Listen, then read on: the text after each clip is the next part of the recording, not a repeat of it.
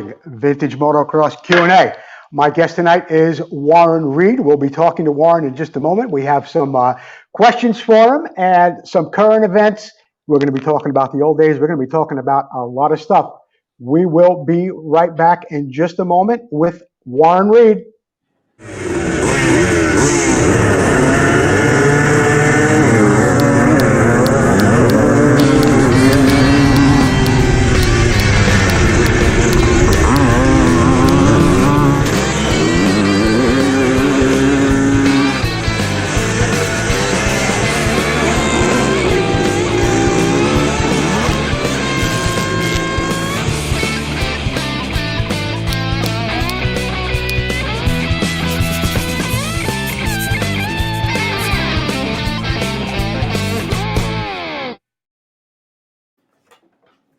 Good evening, everyone. I'm Joe Abadi. My guest tonight is Warren Reid. Warren, thank you for joining me. Well, thanks. Thanks for having me. Hey, you know, Warren, the show is made possible by a couple of sponsors that I have to mention before we continue on with what we're going to be doing. And I want to thank Motion Pro, Vmxq&A, the International Motocross Museum, Racer X, Preston Petty Products, Tiny's Towing and Transportation, Full Circle Racing, and Northwest Mako CZ. Get over to see any one of those vendors for some great gifts. You know, it's just about Christmas time and it's still time to order something. Also, I want to encourage people to keep sharing the show. Whether you're on Facebook or you're on YouTube, keep sharing the show and we'll have a random share giveaway winner tomorrow. We'll have an announcement at Vintage Motocross Q&A. We're going to be giving away a new prize, something like this. It's a Motion Pro tool. It's actually a little ruler, conversion chart. Goes from inches to millimeters, and it's got all kinds of really handy things on there that you'd like to have out in your shop, I can assure you. So keep sharing the show, and we'll get you a little ruler out like that. Compliments. You like that, Warren? Maybe I'll send you one. I use that kind of stuff. I usually just get my phone out and start doing conversions that way, but that looks a lot faster. So, well, you know, I got a stack of them here, compliments of Motion Pro, and what I'll do is I'll make sure that you get one. That'd be great. Warren, I want to talk about so many different things with you because you're a man of vast knowledge and you have a very broad spectrum when it comes to so many different topics. So yes, for the viewers, we will be talking about the old days of motocross, some of the bikes, things like that, and the history of the sport. But there are a lot of things that are going on within the sport these days. In Supercross and motocross, there are also some other things I want to talk to Warren about. And one of the first things is electric bikes. We've seen it. They're coming on strong. More and more people are advertising them. They're showing them at the races, of course, at the Supercross events. They have the KTM, is it called the Futures or the Juniors? I think it's called the Futures, where they have the kids on the electric bikes. Your feelings on this, Warren, is it just a way to get the kids to get their feet wet into motocross, or do you think that it's going to be the only way that there is in the not too distant future? Well, I hope it's not the only way. I certainly see things that I like about it. There's a lot of things that are going to be a challenge. I really believe for the kids, I think it's really good. For small kids that aren't going to ride for an hour straight on end, or probably shouldn't. You know, I don't know that a kid developing in any sport should just be, you know, you can play catch, or, you know, you can kick soccer balls, you can do that things, but you can't just stay, you know, 1 hour straight that's all you're doing. You know, when you're 4, 5, 6, 7 years old, that's I don't think it's a good thing. But those bikes won't run for that long, so probably the run time is not a big deal for that. But certainly as kids get older and they start to go ride with mom and dad, you know, or their you know, older friends and stuff, as we did when we were younger, I think that ability to just go for a long ways and fill it up with gas and then go for another, you know, long ways, and is I think it's important to be able to get good time. And I'll be honest with you, I attribute my success in coming up in motocross because I didn't come up in the normal way, because back then, you know, mini bike racing and amateur racing was very big.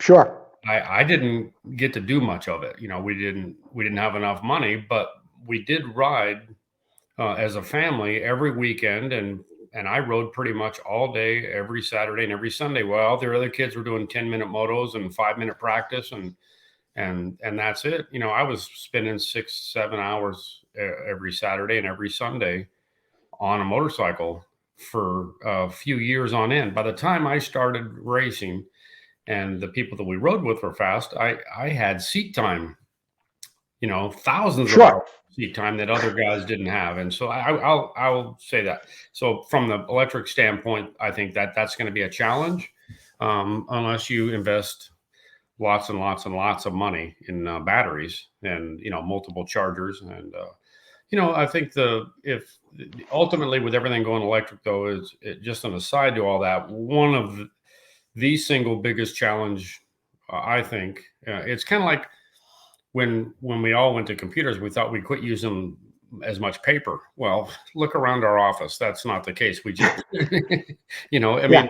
I think we kill more trees now, you know, after computers when we don't really need that much paper. But I think the same thing may happen, that we end up burning more fossil fuels to create everything charging, because there's no way there's enough electric generating capacity on the planet from whatever form, whether it's nuclear or gas, you know, and nuclear, gas, and coal, and gasoline, and you know, other kinds of fuels. When they Right. generate electricity, they all do it exactly the same way. You use some form of fossil fuel power or nuclear power to create heat, and the heat heats up water, makes it into steam. The steam spins a turbine, and the turbine spins a generator. So a gas generator that Honda makes, for example, where I retired from, the gas Yeah. turns an engine that turns, you know, a generator. And then, you know, and also any hydroelectric dam creates it by water flowing through a pipe that spins a turbine, which spins a generator. So some energy has to create that electricity. The world is not capable of enough. Oh, and also, by the way, a wind generator does the same thing. The wind turns the turbine spins the generator. It just, Right. you know, it goes that way. So while wind is not using up any other power, it has its space limitations and things like that. But all those ways of creating energy, if there's not enough capacity with solar, and there won't be enough land for solar or wind to do all the world's needs, there's going to be environmental challenges with nuclear power. With they're tearing down dams. There's a big dam on the Klamath River that they're taking down. Well, you know, what if there's no more major rivers on the world that are going to get dammed up because of environmental reasons. And so that kind of leaves out hydroelectric, which are non-polluting, but they, you know, you take, you know, thousands, sometimes square miles of land, and put them underwater. To create enough electric generating capacity or producing capacity to run all the batteries of all the cars, of all the devices. We all have devices in our houses plugged in all the time.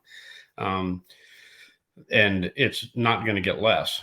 And so, Well, Warren, let me do this though. Let me play devil's advocate here for a second, which is not really a term I like to use, but let me play devil's advocate here for a moment. You had horses in West, and they brought in trains, and people said never going to last trains. It's got soot coming out of it. They're burning coal. How are we going to build a railroad? Then they replaced the train, and we started to build cars, and people complained about that because the roads weren't very good.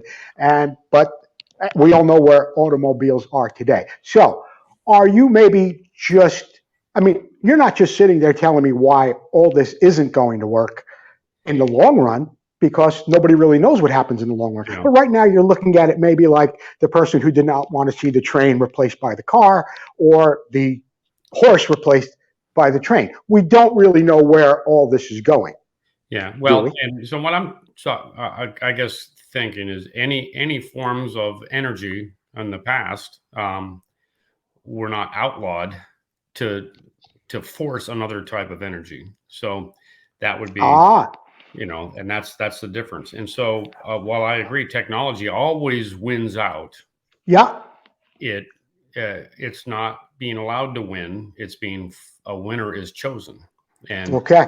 that transition will be very, very, very difficult. And I also believe that the entire planet cannot be like a city in the United States where the automobile is, and the freedom of the automobile to live where you want to live, work where you want to work, travel and have fun and recreate wherever you want, that the automobile provides.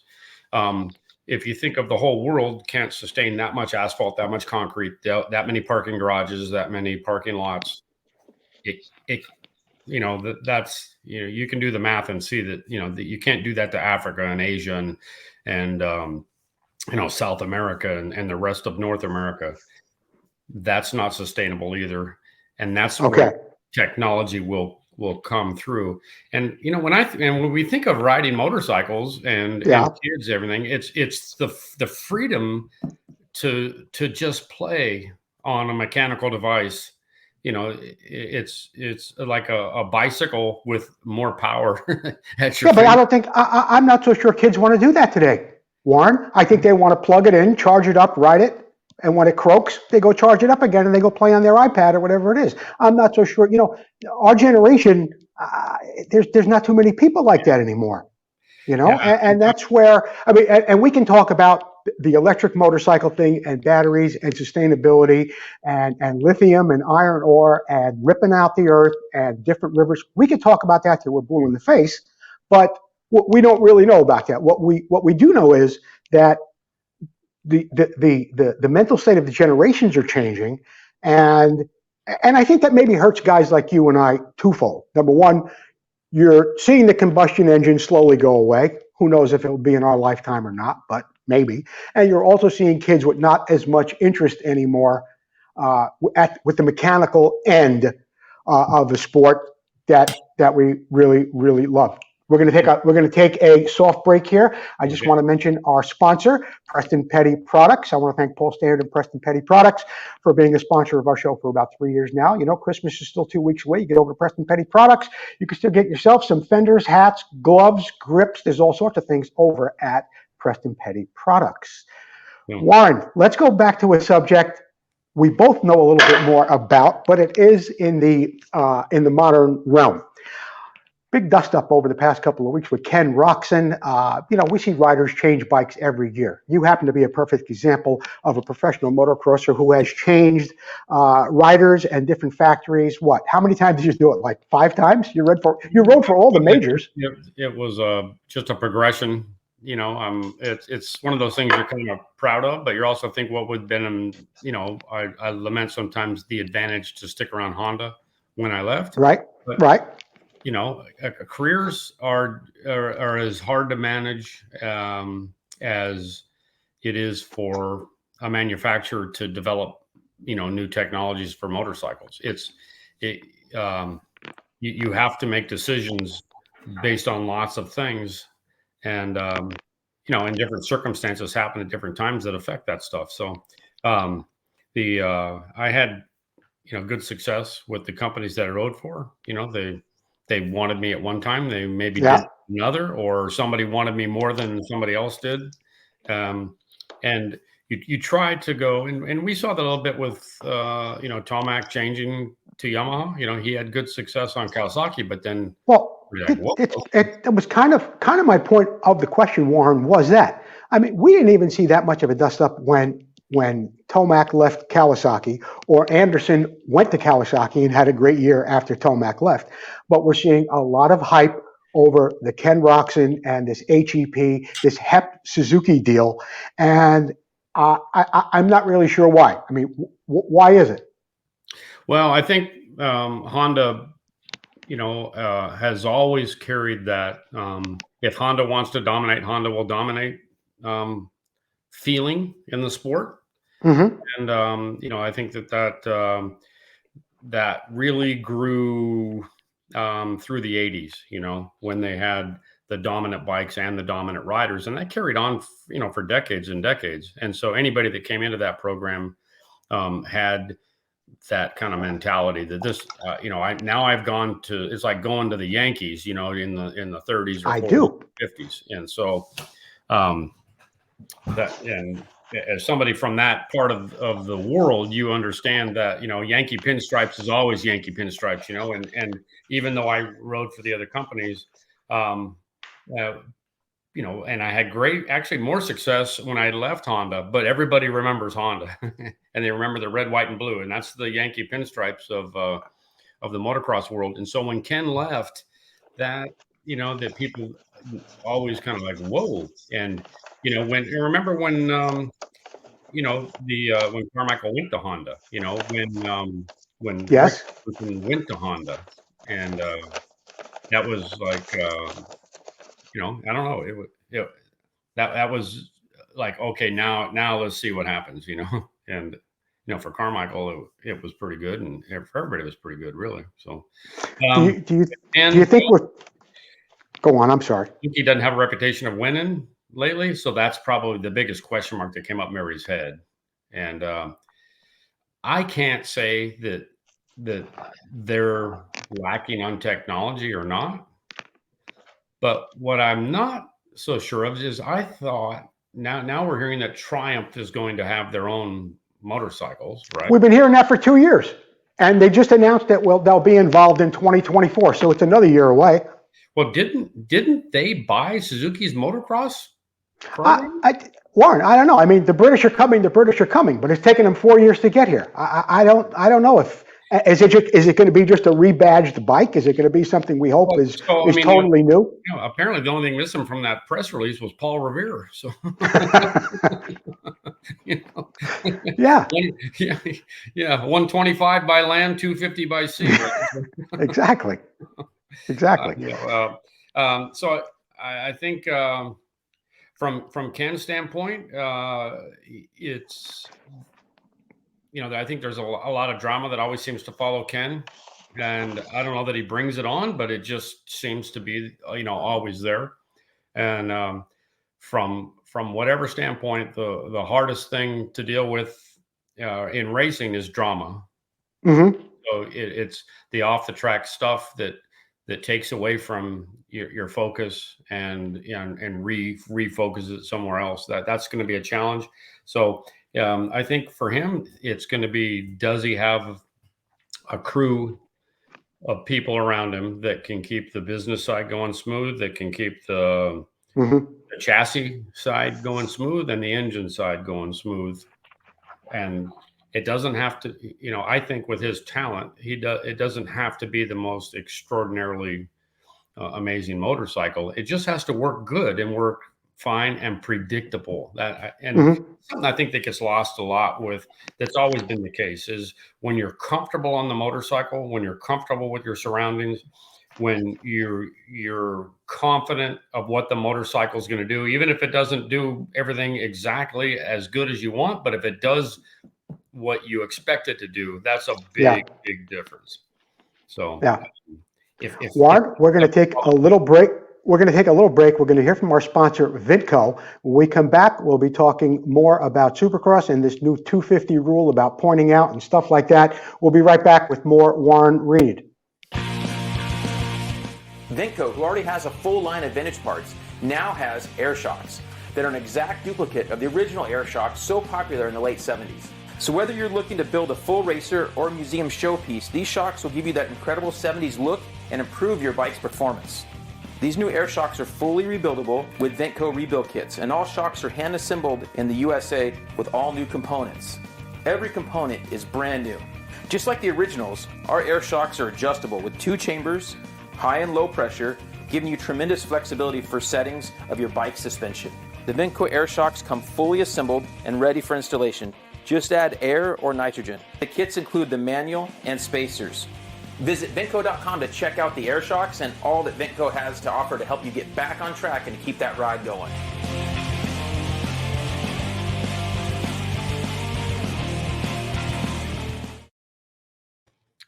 Wow. Hey. Hello. Oh. We are back with Warren Reid. Hey, Warren, you know what? Before I go into the rest of the show, Al Roof? Al Roof? Oh, yeah. Hey, he's a great guy. He sent me this little CD here. He was on the Bob and Sherry show, some radio show, and he just sent me this, and I just wanted to give a little shout to our buddy Al Roof down there in North I had Carolina. a nice breakfast with him about a month and a half ago when I was driving up to Virginia. I stopped into North Carolina. Anyway. Al's a great guy. Had a good time at the Waffle House. So. So, Warren, this past week, another rule has been passed with the as far as the points go in the 250 class at Supercross, and I'll read to you exactly what it says. It says, starting in 2023, the only way a rider will be forced to move up to the 450 class is by winning a title, in which case the rider will be eligible to participate in the 250 Supercross class for a maximum of 4 years total. If the rider wins 2 titles, they will be eligible to participate in the 250 Supercross class for a maximum of 3 years total, regardless of what year they won the second title. A rider must earn 5 points to count as a season, which helps in regards to preseason injury. Unfortunately, this rule only applies going forward, as riders have to advance to the 450 class through points and championships will not be eligible to go back to the 250 class. So what it's saying here is you could be in that class for quite some time, but once you win 3 titles, you have to move up. So in other words, a guy could win in 2023, not in 2024, go back in 2025, that's 2. And, he can get a lot of time. And then they let him defend the title. So a maximum of 4 years. If you win a title, it's a maximum of 4 years, right? So, right. Yeah. Right. What do you think about that? I mean, wouldn't you think that a guy, once he won a title, he'd want to get off his ass and get up there on the 450s? I mean, what do you think about that? I don't know. The whole thing is kind of funny. I mean, I see the need and the advantage to have a development class. Okay. Yeah.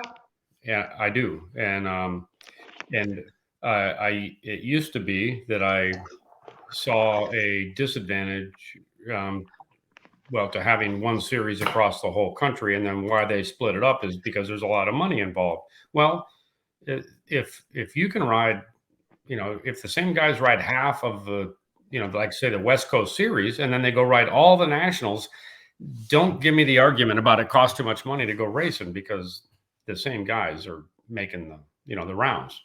So, well, yeah, but Warren, you know what? I got to say this. You got a lot of guys that are East Coast, West Coast. They don't have the money to get that far. A lot of them are privateers who do pretty well, who do qualify for the night program, but they can't, if it's one big series, the guy from New York may not be able to get out there to California or Arizona. Yeah. Well, my question is then, how do they afford to go all the nationals? Because the nationals are scattered across the entire country too. So, okay. I see your argument with that,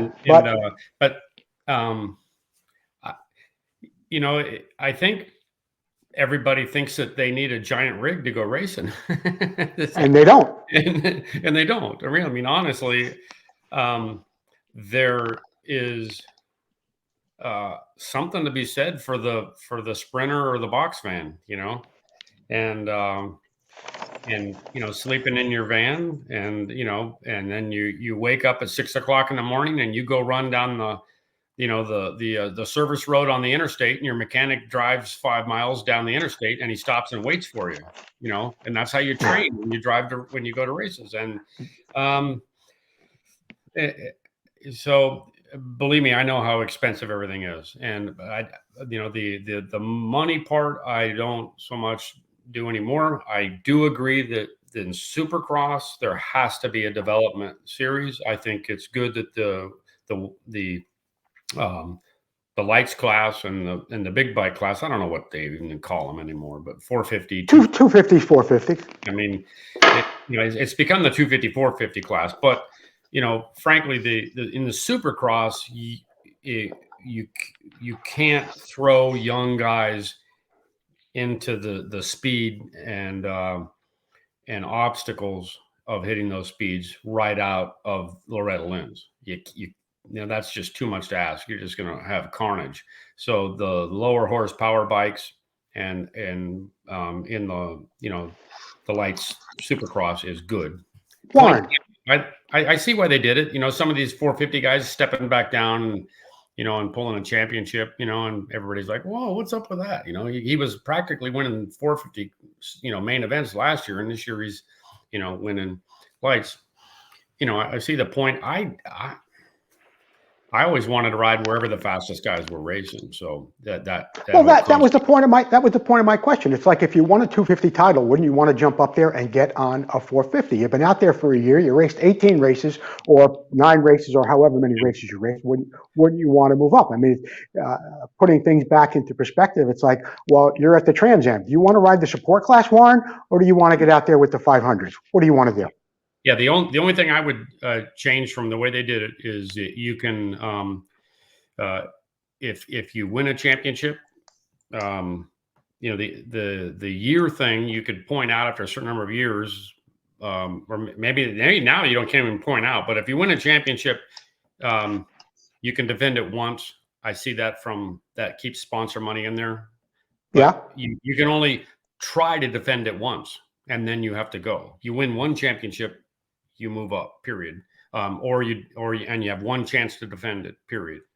And then maybe make an injury rule for if you can't make your title defense, or if you chose to if you win it in the West and you can go win it in the East, but then if you win it there or you race it there, it doesn't matter. You move up. Period. And Yeah. I would just make it a little bit sooner, move up, but there's always going to be somebody that gets caught. That you're like, well, what about this? What about that? Well, these circumstances, those circumstances, and that stuff always makes it difficult, and then they'll make one rule for one guy, and then it makes it worse for everybody else. That kind of stuff is really delicate, I know, and Right. but from a racer standpoint and personal standpoint, if you're capable of winning or being competitive in 450, move up and show it. And I've always said that the 450 racing would be better if, because the top 1 or 2 arena cross guys are capable of a 450 main event usually. Sure. Okay. The top, 2 or 3 in the West and the top 2 or 3 in the East are all capable of a 450 main event. Well, that's, that's 6, 8 guys that would be in a main event of 450 that aren't in the main event now. Mm-hmm. So coming through the pack in a 450 would be much harder because you got faster guys to get to the front. If we've all seen how fast the top 3 or 4 guys in the 450 class they can start all the way at the back and they can go straight through the pack like nothing. Well, they can at least get up into the well into the top 10, and then it starts getting a little tougher. But there used to be 25 guys in a 250 main event in Supercross. You had 80 guys in 4, 20 man, 4 20-man heats. And then, you ended up with originally with a 25-man main, then they changed it to a 20, then they changed it to a 21. But near the end, it was a 21-man main event, I think, and in the 450. But there was no lights class. There was no other class. That was the fastest 80 guys in the country would show up at a Supercross. Well, that started dwindling down as guys realized that they're just contributing purse money to the factory riders, so Yeah. and I would say generally I agree with them tightening up the rule of the lights, and I agree that the Supercross West and East shouldn't have the same stature as a 450 championship or a lights outdoor championship. I think those are much harder championships to win than a West or an East Coast. Mm-hmm. And so they need to keep that whole development thing, I think, as much as anything, though, for the safety of the riders coming up through the ranks. But once you get experience, move up, show your stuff, and But let me ask you this, Warren.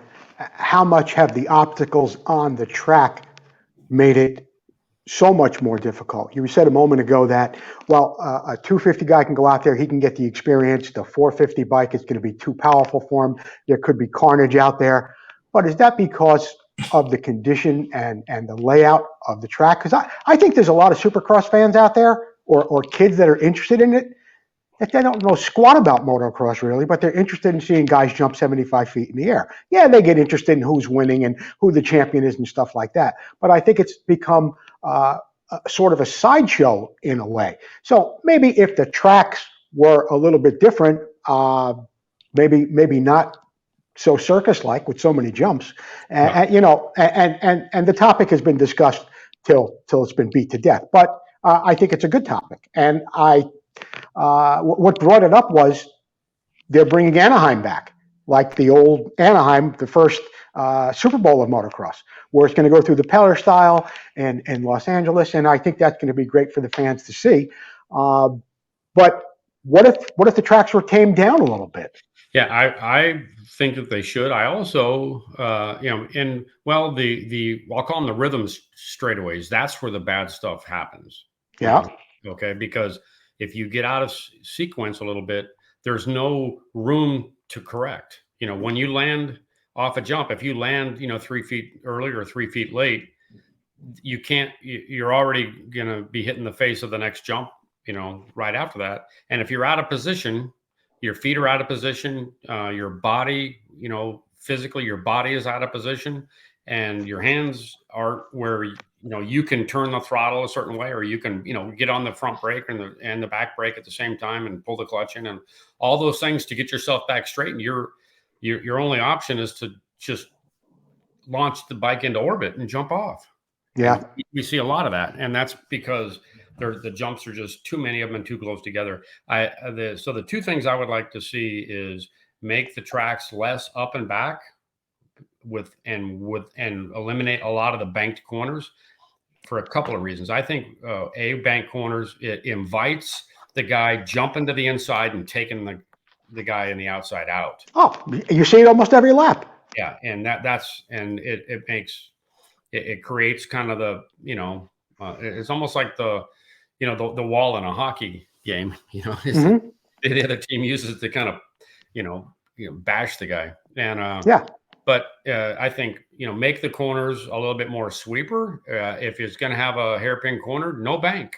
Okay, maybe let a berm develop naturally, but no bank corners that allow somebody to just run up the inside and take somebody out. Also, a big problem with those bank corners, and you see they put these catch fences around the outside. It looks like the end of an aircraft carrier or something. It does. I mean that tells you all you need to know. So if somebody gets out of shape on that last little bump or jump as you go into one of those bank corners, if you get out of shape and you whiskey throttle, that bike could launch 70 feet. Oh, sure. It hasn't happened yet, but it could. And that is a fear of mine. Hey, Warren, we're going to take a soft break here, and then I got a question for you that regards a 23-inch front wheel on a Honda. But right now, I want to thank Tom McAllister and Full Circle Racing for being a supporter of Vintage Motocross Q&A for a couple of years now. So whether it's an on-road, off-road, adventure bike, vintage bike, whether you want your wheels in silver or gold anodized, whatever it might be, you want to get up and see Tom McAllister at Full Circle Racing. The 23-inch, go ahead. What? I wanted real quick, when you had the Vmxq brake, and they showed the DG Honda, and it had the air shocks that they make, and I'm pretty sure that was a Warren Reid signature model DG swing arm on that bike. Well, I wasn't sure, Warren, but if you say so, I think it was actually. That was a 79. That was a 79 CR125, and that was the year I did the DG signature model swing arms. So you know what? While we're on that subject, why don't you tell me about the 23-inch front wheel on the 79 Honda and how you liked it in the whoops? Well, first off, the CR125 and 79 had the 23-inch. Yeah. But my RC125 in 79 had a 21-inch. Okay. But in 78, the RC125s that Steve Wise and I raced for Honda were basically the pre-production 79, and they had 23-inch front wheels. Okay. And I ran the 23-inch the entire 78 125 national season, and won a national in Rhode Island in the sand hoops with a 23-inch.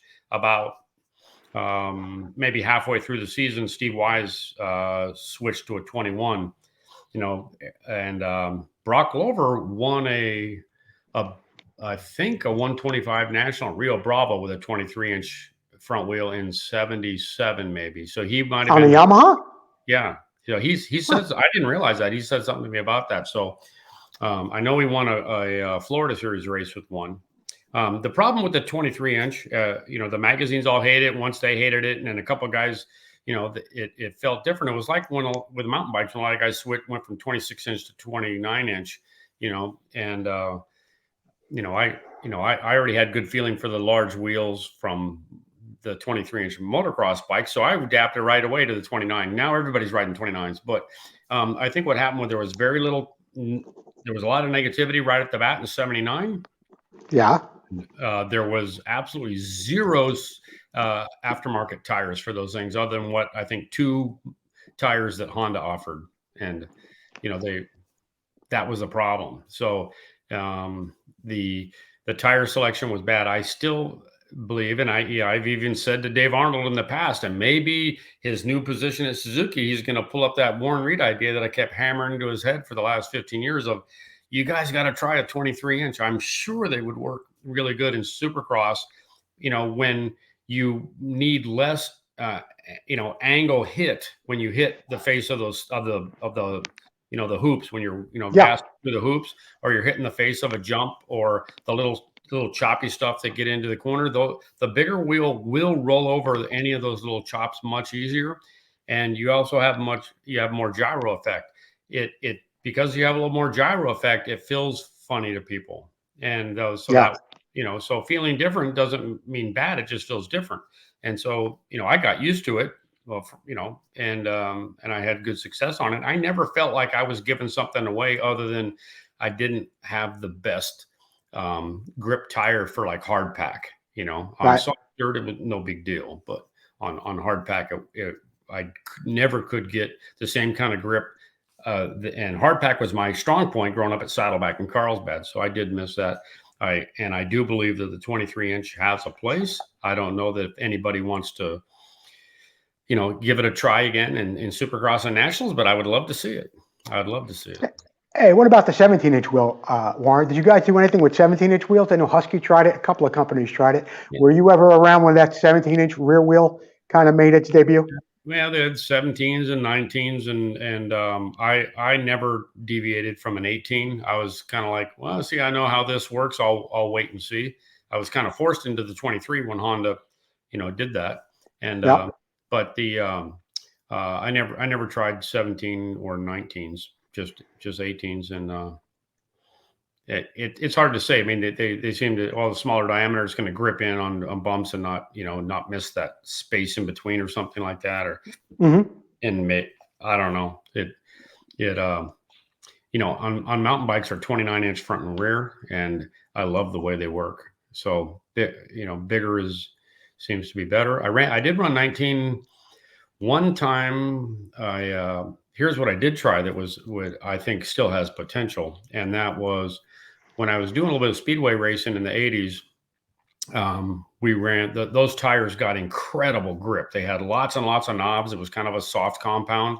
It was a 19-inch wheel, but it had lots of grip on hard pack, and I wanted to try it on a motocross bike. And so Bill Cody, who was the Jawood distributor for the United States, helped me out. He got me an 18-inch one from off the junior speedway bike, and I put it on the motocross bike, and I went out to Saddleback on a Thursday, when it was like concrete, and it worked really, really good. But the carcass was very soft, and the tire would fold.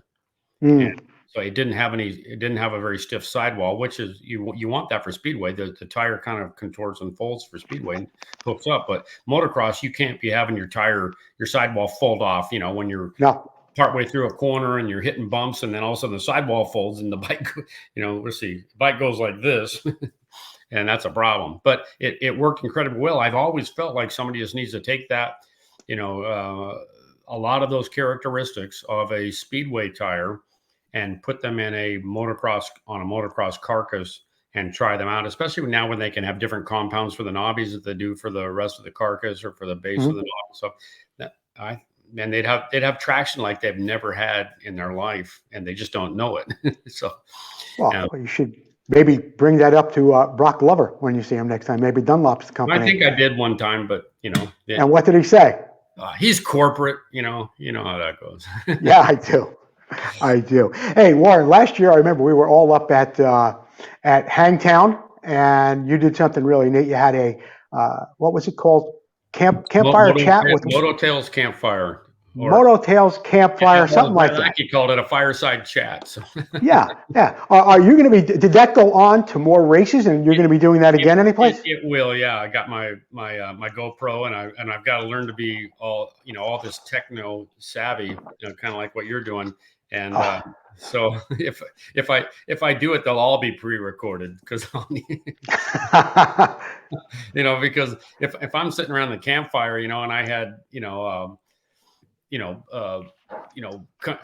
farm beans or something for my off the chuck wagon or something. I got to be able to edit part of Blazing Saddles out of the video. So yeah, might get a little musical there around the campfire chat. So I already got one of my early Christmas presents. I got the ugly Christmas sweater. So it's got a picture of an RV and it says "Shitter's full," like from from Christmas Vacation. Yeah. So anyway, so we'll see if I do the Moto Tales Campfire. There may be a little kind of a little craziness involved with some of those things too. So that's why I need to record them so I can kind of have other people look at them before I post them and make sure that. Okay, I was just wondering if that was ever going to happen again. We're going to jump off for a second, take a hard break. We're going to hear from our sponsor, Motion Pro. We will be right back with more from Warren Reid. Stick around. We'll be right back.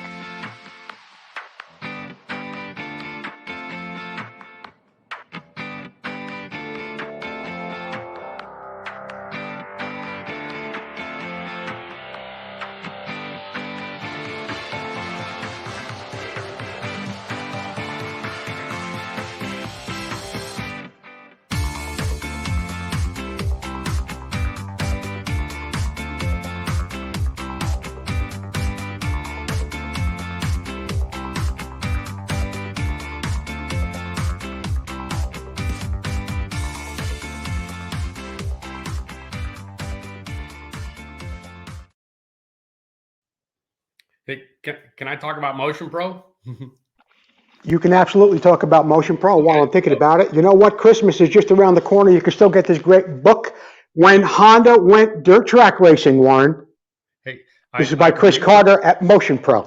I remember it well because do you? I wasn't at Honda anymore at that time, but of course I have lots of friends. I've been there forever, and my friend John Sperry worked in that group. He was a dirt track racer, and then he and I worked together in power equipment. And then relation to Motion Pro and power equipment is when I was managing the national service manager for Honda Power Equipment, and we had our annual technical training for all of the technicians at all the dealers. And we, once they completed and they become a master mechanic or whatever designation we gave, we want to give them a tool of some kind. And so we were talking to Motion Pro about doing some tools, and man, I really like the tools that we came up with from them. But the problem was that we just had to buy so many for all the technicians, thousands and thousands of them. It would have been good for Motion Pro, but it would have killed my budget, and I just couldn't swing it. But anyway, they were really good to work with, and they make a really high quality product. And anyway, good guys. I like to see their support of the industry. So. Absolutely, and Chris does a great job. It doesn't seem you can't go anywhere and watch any form of motorcycle racing without seeing that Motion Pro banner. Warren, how long were you with Honda? 30 years? 30 years, yeah, 30 years and almost 1 month. 4 days shy of 30 years and 1 month. So I wanted to. I would have been happy to leave right on my 30th anniversary, but they wanted me to stick around and take care of. Finish all the year-end reviews for all the people that work for me. So that's one of the things as a manager, you have to, do all the reviews. So anyway, stuck around for a month and wrote up a bunch of, all the reviews, and I had a great crew of folks, and so they all got good reviews, and hopefully the money that they got as bonuses and salary increases were good after that. But I wasn't there to see that and make the calls. But if what I wrote down and for what they did, I hope that they did all right. So now you're going. You told me the other day that you're going on to something else now that does have something to do with the power equipment business. Something Yeah, so about I'm doing lots of. I've formed a company. I call it PNP Sports. So for pedal and power. So lots of things. I promoted a bicycle race last year. I want to do some more of those. I do motocross schools here and there, and do some consulting. I did some stuff for some companies that manufacture some products that are similar to the power sports and power equipment, and then a company that manufactures products in Japan, and they want to enter the U.S. market, and so they're shipping over some product, some big commercial equipment for snow removal, and so I'm assisting them to go around the country and we're going to show the product and do like Mr. Honda did when he first sent over Honda motorcycles here. And Vmxq, who already has a full line of vintage parts, now has air shocks that are an exact duplicate. We're back. Vmxq, who already has a full line of vintage parts, now has air shocks that are an exact duplicate of the original. Now you should be able to hear me. Yeah, I did the commercial starting the most. Yeah, that's because my fat thumb hit the Vmxq button instead of my friend Tiny's towing. Here we have Tiny's towing. Now, Tiny's Towing and Transportation. You want to get a hold of Ron Eunice at 862-703-8500. That's 862-703-8500, Tiny's Towing. And I want to talk a little bit more about Tiny's Towing and why he's so fantastic. He's been moving exotic cars and high-end cars for a really, really long time now. But Ron Eunice is also a motorcycle enthusiast. In fact, I used to race with him way, way back in the 70s in Mount Confalia, New York. Now, as he has gotten bigger trailers for these very expensive cars, he has room in them for motorcycles, and he is passing on those savings to our viewers here. So if a Ferrari or a Lamborghini or a very expensive Corvette can go in Tiny's Towing's trailer, your motorcycle can go in there too. From Chicago to New York, from New Hampshire to Miami, Florida, contact Ron Eunice, 862-703-8500. He's moving bikes, and he's moving them at a really, really great rate too. Thank you, Tiny's Towing and Transportation. We were talking about your snowblower, Warren. Well, and I got, as soon as we hang up, we're done with this thing. I need to call Tiny. Okay. Why? What do you have him moved? Okay, we're gonna do that because I need a big trailer. So we'll talk after, as soon as this is over. So perfect. You need a motorcycle moved? No, I need the trailer. So you need the trailer. So we'll talk after this. But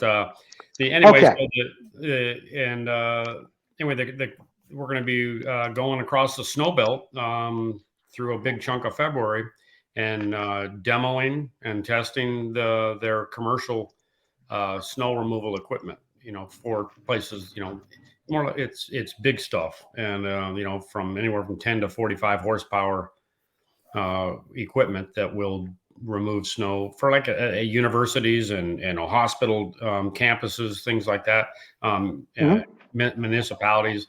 Any place that has to move snow, get rid of snow, and they can't wait for some, contract person to come and just push it out of a parking lot. They've got to get rid of it. This is the kind of equipment it's useful, and especially in cities when they get dumped on snow, so that any of those places can be back in operation right away. So I'm over to that. So, Warren, I'll throw out a couple of names to you, and I want you to tell me what you remember about the rider, what you think about him.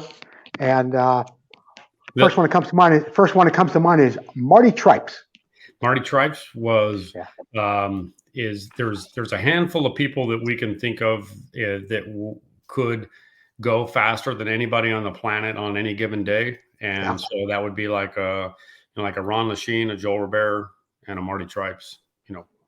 Period. They were the three greatest natural talents ever, I would say. What Marty Tripes brought is he showed how fast you could go without flogging the motorcycle, without flapping. And I mean, look at how Bob Hanna used to ride to keep up with Marty Tripes. I mean, he did that's Bob Hanna's willpower was how he won races.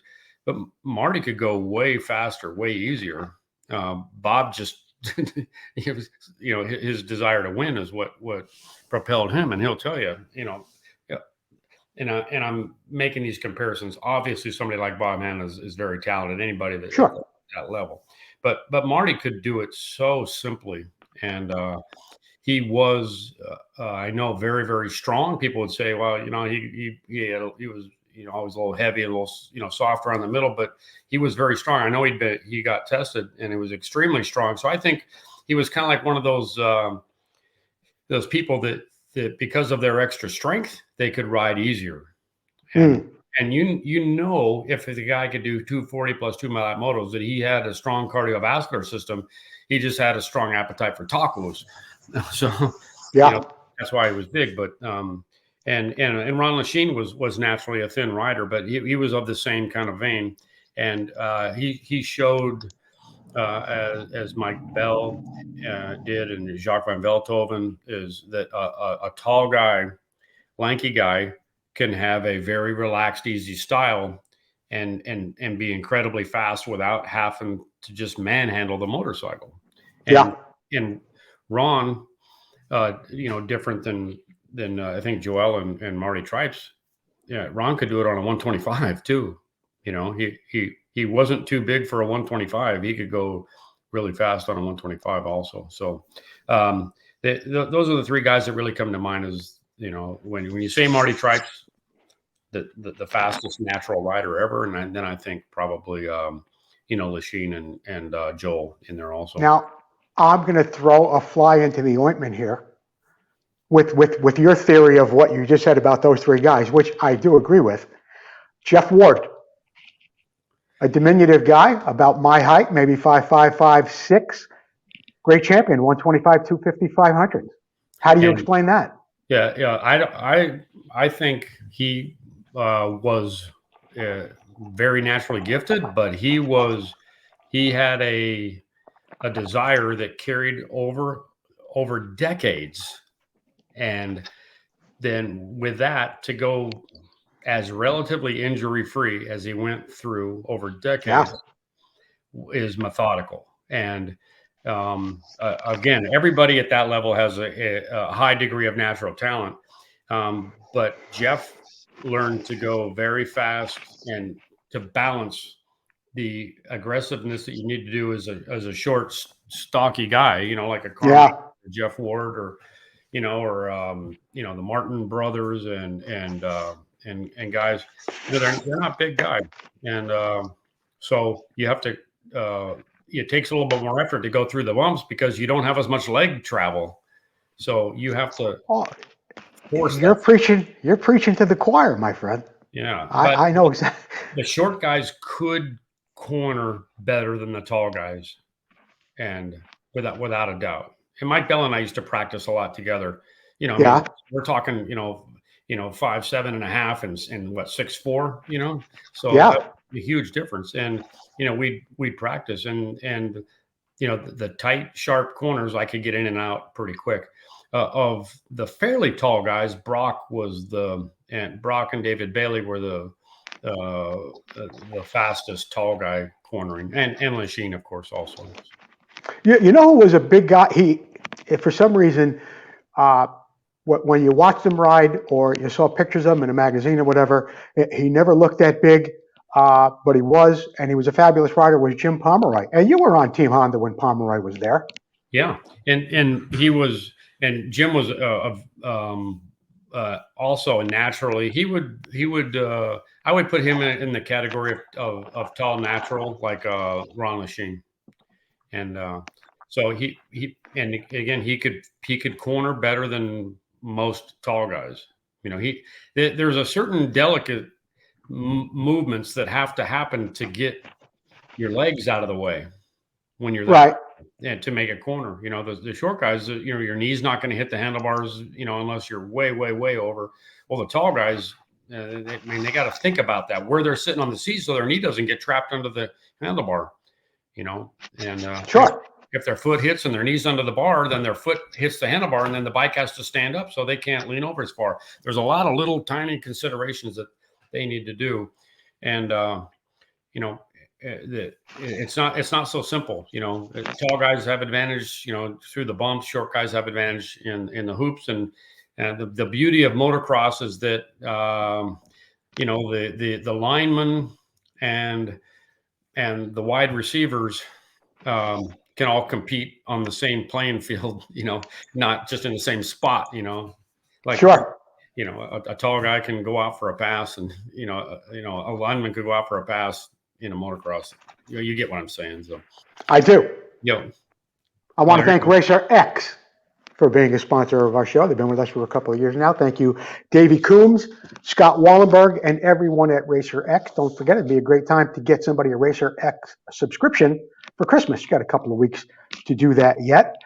Warren, do you ever remember a time in your life, either opening up a dirt bike magazine or going to a race, where Roger DeCoster was not there? He's like the Paul McCartney of motocross. I don't remember music without Paul McCartney. I don't remember motocross without Roger DeCoster. What do you think about that? Do you think the guy will ever retire? When's he going to wrap it up? Oh, I don't know that he'll ever completely wrap it up. I think he'll just reduce, the amount of responsibilities that he has. But I think he thinks he's responsible for everything. I don't think he's ever going to retire. I think that the influence will stay, no matter, what. And so if you had to say one person did more for motocross as a life achievement, and you'd have to say Roger DeCoster, period. I would agree. Between his influence, between his early days of Europeans coming to America to his kind of Paul Newman kind of stuff in the 70s, when it was on Wide World of Sports and stuff, and he was the world champion, and when they would interview him on Wide World of Sports, that it helped to, I think the television executives, hey, there's something to this sport. Look at this very polished European, and the guy was fast, and he was methodical, and nobody could say that he was an out of control. The guy was the whole package. And then to do what he did, helping Honda and the Americans go. Just his racing in the 70s helped Americans get faster. And then also, you got to put Pierre Carsmakers in there, because he stayed the whole time and forced all the Americans to up their game. Even if they didn't like him, he forced them to up their game. Roger would show up, every Trans Am, and the Americans would all see that they still don't quite have it, and the same thing with the GP. And then, once Marty Moats won the USGP at Carlsbad. Yeah. And other Americans had won Grand Prix before that. Marty Smith, of course, in 75. And then Glover, won some. And then I think Tripes won at Unadilla. But when Marty won at USGP, Wide World of Sports, it was beyond the motocross community that saw it. And that was that changed the mentality for the American racers. And a lot of us were there that day. I was everybody forgets. I remember, because I was in it racing the support class that day. And when Tripes won in Unadilla? Oh no, when Moats won. When Moats won USGP at Carlsbad. At Carlsbad. So I think me, Myerscough, Brock Glover, maybe Jim Gibson. I don't know. The support class was loaded that day. Yeah. And, so most of the American community was there at that race, either racing the support class, racing the GP, or watching. And that was a big deal, and set Americans on their thing. And it's something I've said maybe on with you at different times, and I've said in other places, but and especially with the World Cup in the middle of it. My wife's out watching France playing Morocco right now. I was watching a little bit of that before I came in. And it's funny to see, Morocco playing itself, even though they're playing the country of France. Anyway, looks like half the team's from Morocco, but they are very close physically. Anyway, but the American soccer has never quite gotten there to step up, even though we have, the most money and the most people, and playing, adolescent, or youth soccer and sports. And my daughter and my son-in-law both played Division I college soccer. So, we have a pretty good understanding of soccer in our family. Yeah.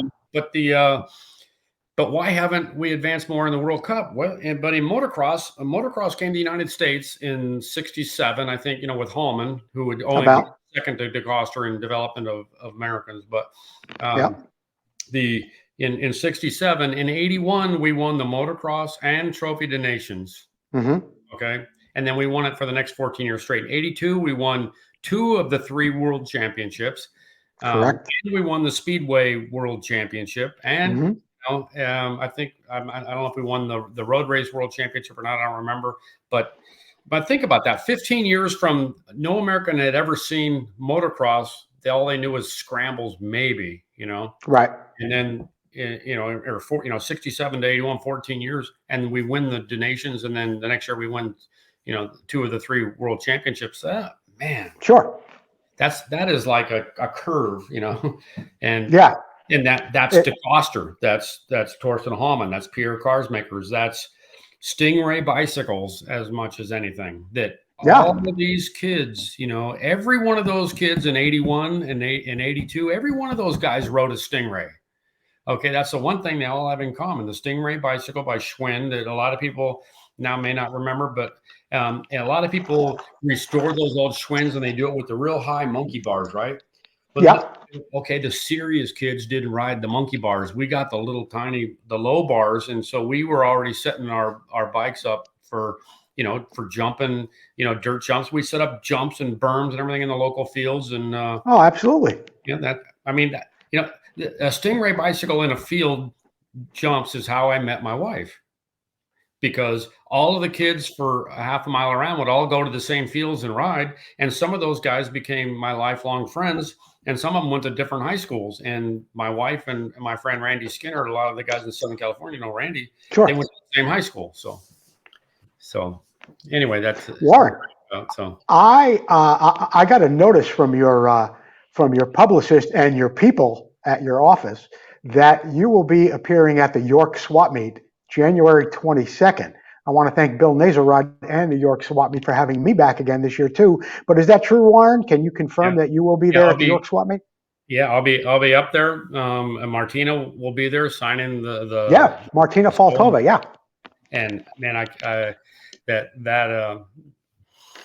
we all remember when that happened, if we were around racing in the '70s, and to see this come to fruition, the book and the story after all these years. And I think every one of us, it's like right here, and I'm looking forward to seeing that and getting my signed copy. So looking forward to that.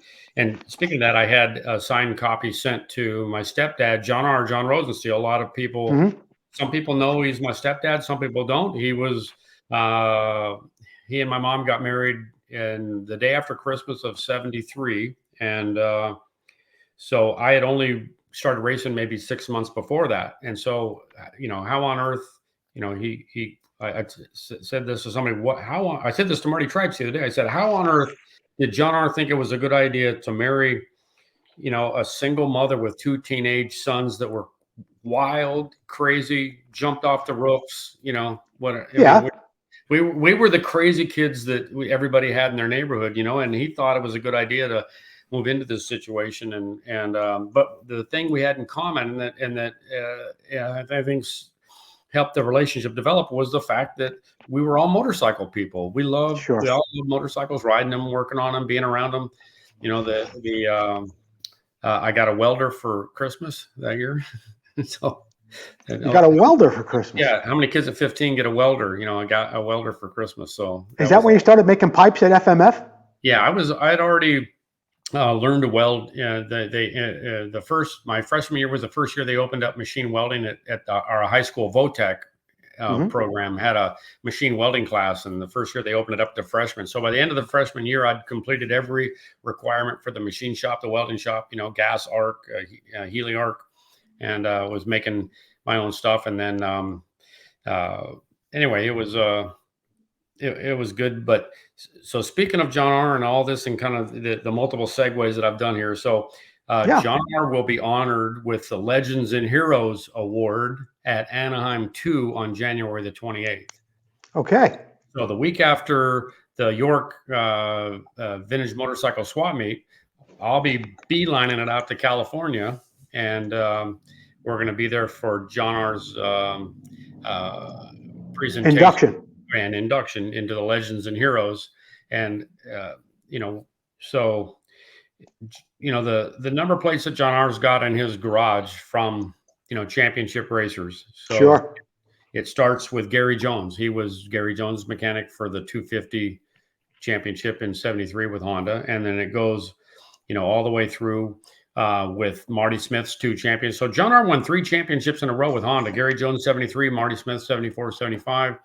And then, then Dave came in '76. And then John R. went with Marty Tripes, and he was with my mechanic. And then he went to with Tripes to Yamaha, then became Glover's mechanic for 3 of his championships. So he's got 6 national championship awards. And, not to mention, after Glover was done with Yamaha, John R. became was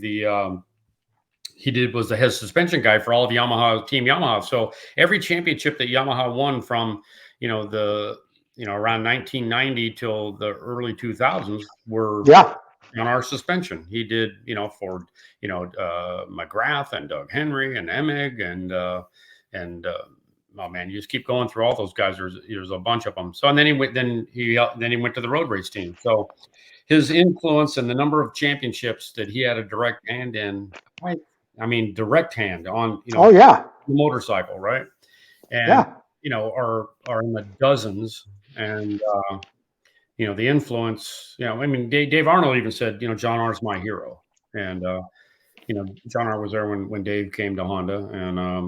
And that, if I might just, segue back into, my mom and John R. getting married, but sure. Dennis Blanton was Marty Tripes' mechanic in '73. And he was the guy that introduced John R. to my mom. He worked for Honda, and, all those, and Roy, Roy Turner worked at a Honda dealership. He was part of our weekend riding group, so, John R., Dennis, his wife, Wendy, Ron Murakami, who became the road race manager at Honda. All these guys were part of our weekend riding group. And I was just a stupid little kid that, was there. Yeah. And all those, but, my dad, my real dad, Bud Reid, very smart guy, built lots of, big construction projects all around the country.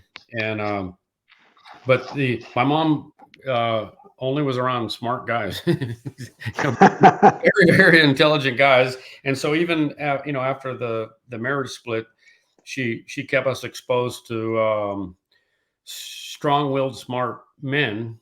Yeah.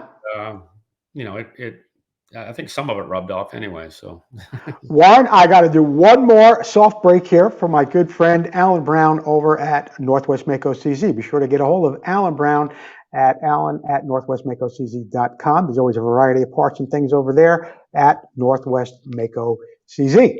Warren, we were at the International Motocross Museum back in September. Terry Good really still plugging away, trying to put this museum together. What are your thoughts on that event? And what do you think it's going to take for this thing really to be put to, I think get the foundation laid for this event in the future?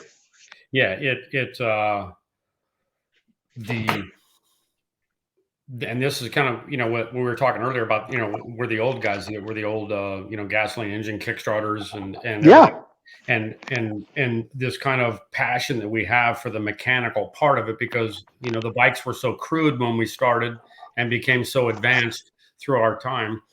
And there's, the passion that I think humans have for the mechanical device is, that goes back millennia, whether it's a cart, making a new spoked wheel for a cart, you keep, or guys figuring out how to harness, a creek to turn a mill to grind, grain. I mean, once people take, or to plow a field or to have multiple horses, all those things. The caveman had to make tools. Yeah, well, the club and getting a wife, whatever it takes, whatever the technology requires, right? So, but this passion for shaping wood that people have, this passion for creating a device out of metal, for fabricating a sword or a knife, but the mechanical device, and then the fact that we could harness some form of power to create motion, and that I can't explain the passion or how to make it work better, how we all always strive to make it better, but that I think is a lot of the passion. It's kind of hard to have passion for an electron, I can't do it, but we were talking about Terry Good, not splitting the atom. I know. Well, we were talking about. Well, sorry, that's my segue. So, but that passion for all the products and the museum is what will sustain it and bring it, and probably the start off with certain things that will reach the passion of the people in the motocross business, whether they're the young guys that didn't know the development story, over the decades, or the people that do, but that also people outside the motocross can see it and understand it, and then build it from there.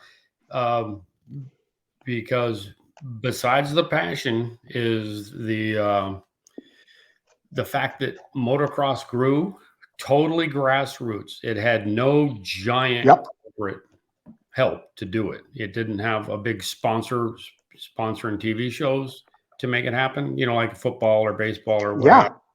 It grew simply because of the people that did it. And then the one spec that you see, that there was more dirt bikes sold in the 1970s than in all the years combined since.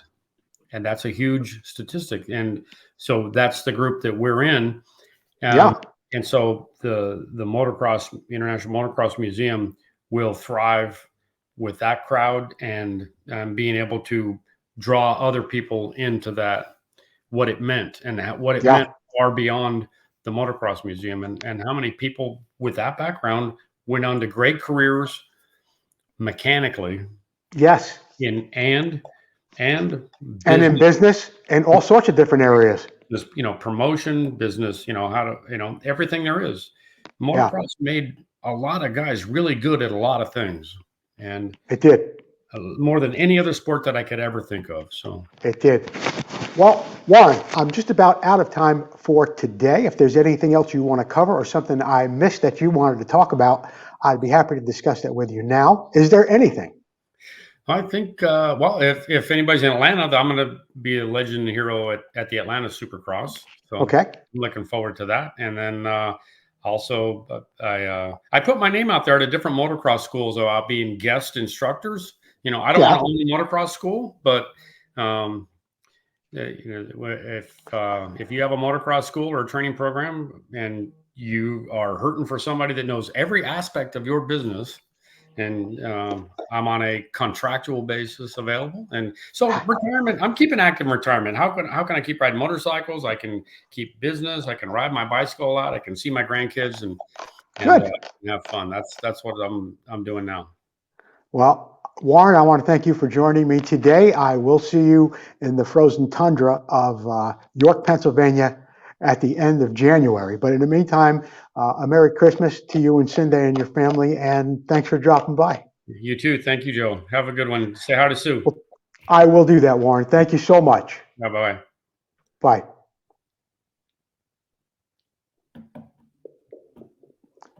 I think I removed myself and left you there. What's that? I don't see you. You don't see me. Yeah, now I see you. Okay. I see a big old fat finger in front of the cameras. All right, Warren.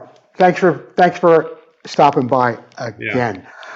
Today, my guest was Warren Reid. I want to thank Warren for being here. We had a lot to discuss. We're going to take a little commercial break for International Motocross Museum. Then we'll be right back with my final thoughts on the show tonight.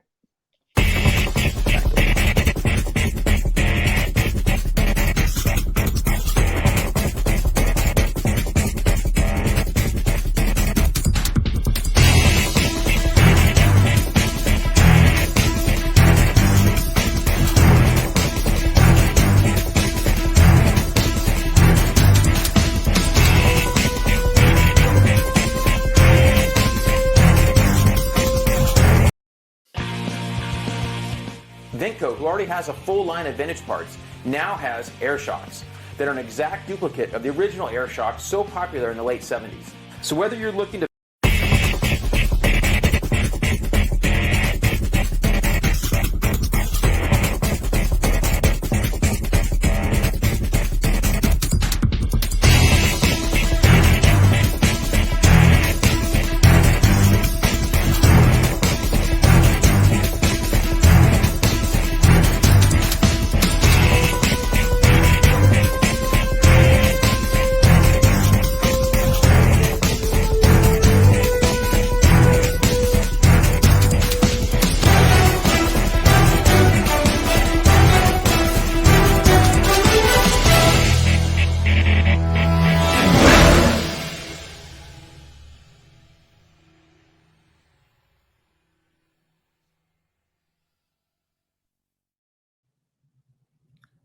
Awesome.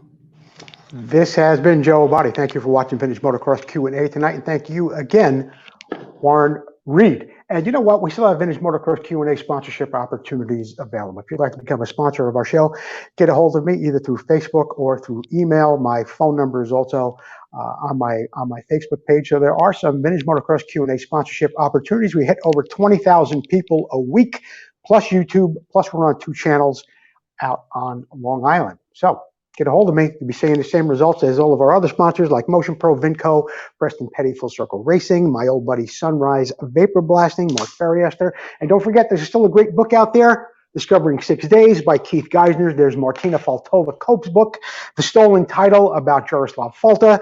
And who else? Oh, David Dewhurst sent me a beautiful book, The Golden Era of Motocross, or Motocross, The Golden Era. Go check out David Dewhurst's new book.